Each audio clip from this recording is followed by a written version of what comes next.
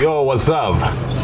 Welcome to Baobab, this #1 South Sudanese chilling spot. My name is Danson and I'm in the bar because I'm the barman. And today at the barman, my guest is a young man whose name is bigger than his body. Akau Jambo is my guest for today. What's up, bro? Good, man. How's You it going? good?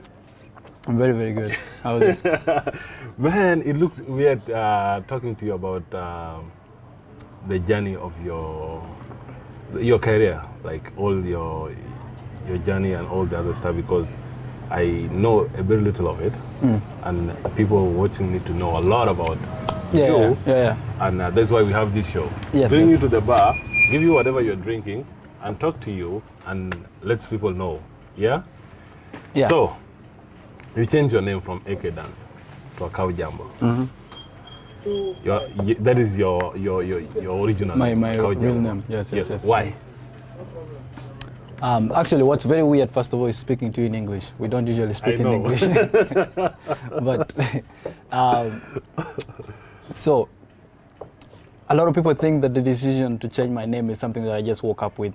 I have always thought about changing my name, even I think about 4 years ago, maybe like 2 years when I had gotten into comedy. I always felt like calling myself AK Dance was the first mistake that I made, because I was so AK detached Dance from was the standing for Akau Daniel. It was, but it was a name that I got from my friends in the hood and all that. Yeah. And after I left all that life and I was not in that place anymore, I didn't feel connected to that name anymore. Yeah. And the more I acquired success and all that, I kept on feeling that everything that I was doing was going to a different name. I am a very proud person. I have pride for my family, where I'm from and all that, and I want everything to go direct to where I'm from, not a foreign body or foreign name that has been made up. Like AK Dance is nobody, but Akau Jambo is Son of Jambo. yes. And then and all the comedians that I've been following and all that, all my favorite comedians. Yeah. None of my favorite comedians has a nickname. Really? I'm talking about Trevor Noah, Dave Chappelle, Kevin Hart, Cat Williams, Daniel Omar. All these people have their own names. I'm like, I think this is how to do it. So yeah. So it just took 5 years for me to finally do it, but I always thought of doing it. When did your journey start as a comedian? That's where we want to start it from. I think I'm making 6 years. I mean 6 or 7. Let's count. 2016. Okay, wait. When we first met in Nairobi, was that your first year? When did At we KICC? Because there are two meetings that you keep on talking about. There's a meeting where you saw me and I didn't see you. Then there's a meeting where we all saw each other. So which one? No, there's a meeting. I think it's in the same year. Yeah. There's where you were performing. Yeah. At the Love Festival. Oh. Yeah. Yes, I remember that one. Yes. That was the 11th of December 2017. Oh, that was my second year. That was your second year. Yeah, because I started we met in in your 2016. third year. So we met. I introduced you on stage at KICC in Nairobi. Yeah, and that was a terrible show. I wish you did not introduce me on stage. Yeah, you were panicking and. No, but that could have been like, because I started in 2016 June. Yeah. So in 2017 December, that's my first year and a couple of months. So when we met in KICC in April, that was close to my second year, I should say, because it's half when I started. So comedy is not like music, where you can have some vibe and somebody tell you, oh, you have a good voice. How do you know you're funny to start being a comedian? The thing is, there's comedy and there's stand-up comedy.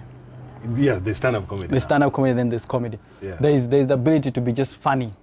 Okay. Someone can just say you're funny and all that, but standing in front of people and putting all these things together for people to laugh in front there is a different kind of art form that needs a lot of structuring and all that. So someone can have the qualities or the ability to be a stand-up comedian, and you can see that person like, hey, you're funny, you can do this, but it requires a lot of work for that person to switch to the lane of professionally doing it. Yes. And it took someone to see it in me. There's a friend of mine who thought I can do it, who thought I'm funny, and said, hey, I think you can do it. And then I picked the interest and I put in so much effort for me to bring it out. Like 6 years down the road now, I speak to him and he's like, I knew you could do it. You get the point. So it's different things. It takes a lot of things for you to do it. On social media, you talk a lot. There's a guy, I can't remember his name. You give him credit like very many times when you're talking about your career, and every time you talk about, it's called Okello? Okello. I think my journey has so many people. There's so many people that that gave me a hand for me to get to where I am. But there's this particular person that you mention every time you are talking about your career and your stuff. That's Timothy Nyanzi. That's my mentor. That's the guy that taught me every single thing. Yeah. And then from there, other people kept on picking up. Like now, someone like Okello was the first person to give me a stage that really got me recognized in Uganda. Then Daniel Omara was the first person to take me on a tour to Rwanda. And then after the Rwandan tour, that's how I managed to go to KICC. Yeah. And then also Kansime Ann took me on a tour and to Arua and all that. So there are different people that kept on touching to be able to get me where I am. When did you believe that this is a career now for you? So when I joined, a couple months down the road, my head was so into performing in Uganda. Yeah. It was all about all the jokes that I was doing, all the context and everything was everything about Uganda, because it's a funny place to be. I know Luganda, like so many things that I would always speak about. I've never heard you speaking Luganda. There are very few people who can speak Luganda here. So my head was in that small space. But then there's a time my mentor told me that you should think out of the box, think like you're not from here, because you're not from here in actual sense. And then I went back and I looked around, I did my research, and I actually realized that I am the first English stand-up comedian. In Uganda? South Sudanese English first stand-up comedian. I was the first. Okay. I looked around and there was no one at all that did English and stand-up comedy. Okay, way back here there was comedy and all that, but it wasn't in English. And then when I saw that there was a room for me to exploit and grow and become something, that's when I decided that this is what I'll do for the rest of my life. This was beginning of 2017. Yeah. That's when I was like, nothing else, I want to do this. And now almost to a decade. It's 4 years to a decade. Yeah. So how is it? Like, do you think you chose the right career, or you feel like? I think it's the best thing that I've ever done. I'm not changing my mind. I'll do this maybe until I'm 50. What happened to your school? I finished a diploma in Uganda. This was like about 2018, 2019. Is that diploma really done it? Yeah, I'm not sure. No, but the thing is, I've had a lot of events that have been going around since I finished. Yeah. But because I really joined the university when I was really young. I was quite young. My education has been from a very, very young stage. Yeah. So I finished that, and after then, I really never and even like to pick up my transcript and all that. I never went back to school. I think I'll go this year and pick it up. I just, after finishing it, I'm done. Comedy. Because even when I was in school, every time like I have lectures and all that, I would get out of lectures to go and do comedy shows. I'm in a lecture and then they book me for a show. I get up, I go do my show. In my head, I was just like so happy where I was. I kept on going to school because of course I used to study in the morning. Then in the evening I'm free and all that. So my head was always somewhere. So are you willing to do a degree and do even further studies there? Mm-hmm. What did you first do? Like, at first I did a 6 months course at first in. That is certificate. Yeah, I first did a certificate when I finished my senior 4, and then after I did information technology for 2 years. Yeah. And then that's when I first let it go, and I went full in comedy. Okay. I've never heard you talking about where you were born, man. I talk about it every time. You don't. No, I've never. Where were you born? Kakuma. No way. No, I thought you talk about Kakuma because you live in Kakuma. Born in Kakuma, lived there until about I think early 2000s. And then that's where we left. Like I'm a Kakuma boy from all the way up. Yeah. Even I had a Kakuma tattoo. This thing. Those yellow things. I've been to Kakuma. I took them out. I had them. My 2 directors have been to Kakuma, and I think we all don't have that. No, you guys went to Kakuma when you were adolescents. You had the deep voice. You had beards. I was in a Kakuma as a young boy. I had like all my teeth. I got all my teeth in Kakuma. Okay. So that thing comes to kids that are like growing there and drinking that water. Yeah. That's why you guys don't have it. Why I'm asking you this, I watched your first comedy. That was now the first time I saw that there's a South Sudanese comedian being introduced. And they say he live in Kakuma, moved to Uganda with the D-boys, and then we are waiting. We did not know actually there, because there was some other guys that are in the industry now, like Sambro Lupai was there that day. Oh yeah.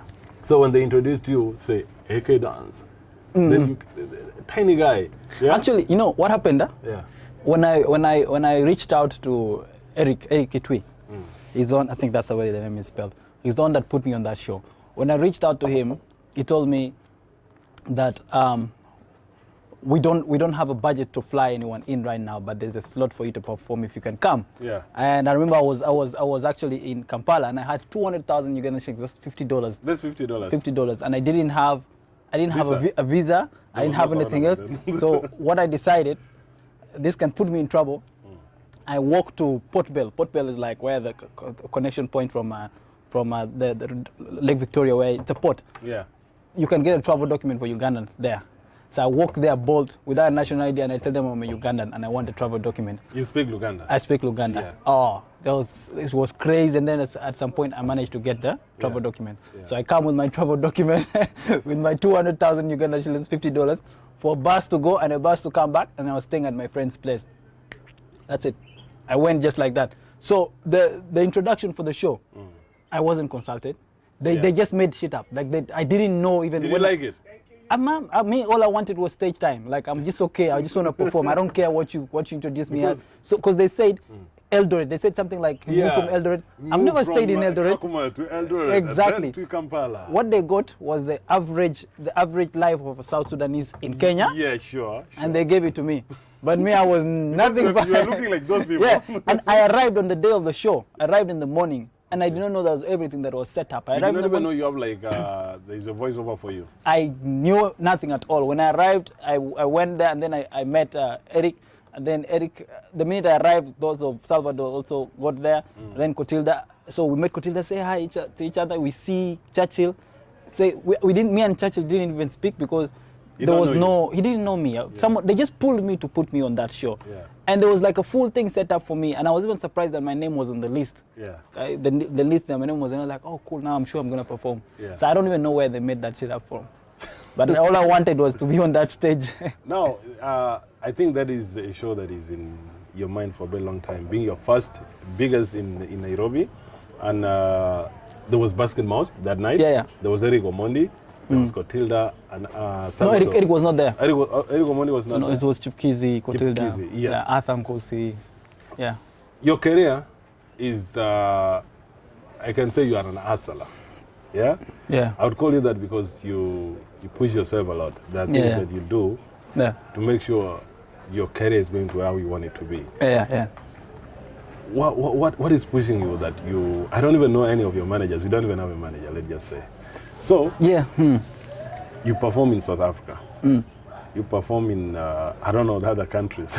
Yeah. But So, I need to know, how did you get there? Did these people book you to go to South Africa? Did you get to have like a proper booking or a communication to go to those shows in South Africa? yeah. So the thing with let's say with having like the thing with art in general, people want to associate with brands that have done something. Yeah. You can't have a manager to manage nothing. You have to put up something for the manager to manage. Yeah. And for a very long time, I was in that process of trying to figure out the type of career that I wanna have and all that. And unlike other forms of art, comedy is like a very organized form of art. Like with music, you don't have music shows every day. Yeah. But in comedy, you're gonna have a full week or a full month of shows happening every single day. You get the point. And for those shows to be happening every single day, the owners of the clubs are booking. They're booking comedy shows every day. There are websites that are online there that have slots. You just email them, hey, I'm in town. Yeah. I'll be here for a couple of weeks. I'm happy to be on. And that's exactly how we get shows. Without even them knowing you, or do you have to send something? All you have to do is send like a 5-minute set for people who don't know you. And if you don't have a 5-minute set, just send like your bio or your website. It has all the places you've gone to, or you just tell them I was in, like just say I was in this show last week. Yeah. they just need to ask that show, hey, how does this person work?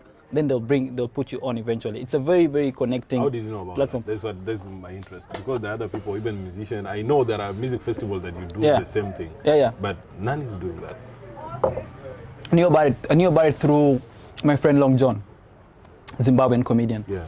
He was coming to Uganda for a festival some time back, and then he wanted to stay around for a few more. He wanted to stay around for a few more weeks, right? Yeah. So while at it, I told him, yeah, we can stay together. Come, I had a place in Uganda. He comes through, we stay in Uganda. So he stayed with me for like a week. And while we were staying together, he was teaching me every single day on what needs to be done, how his comedy thing can be done, where you go, who you contact, gives me contacts, gives me emails, tells those people that there's a boy who will hit you up and all that. So by the time he left, I had like a full overview of what I'm supposed to do and how I'm supposed to do it. Yeah. And then that's where I started like sending these people emails and all that. And when I told them that Long John gave me your email, I was like, oh, we know Long John, come. Yeah. And that's how I ended up in South Africa. And then while I was in South Africa, he calls a friend of his, like, hey, I have a friend who's coming over. Let him stay at your place. And the guy said yes. I went and stayed at his place. So this guy, like, he introduced me to the whole game, like everything. Yes, you in South Africa, you are staying at your friend's house. Yeah. While being there, Who now became my friend? We are now good friends. Me and him are now good friends. I think that was 2 years.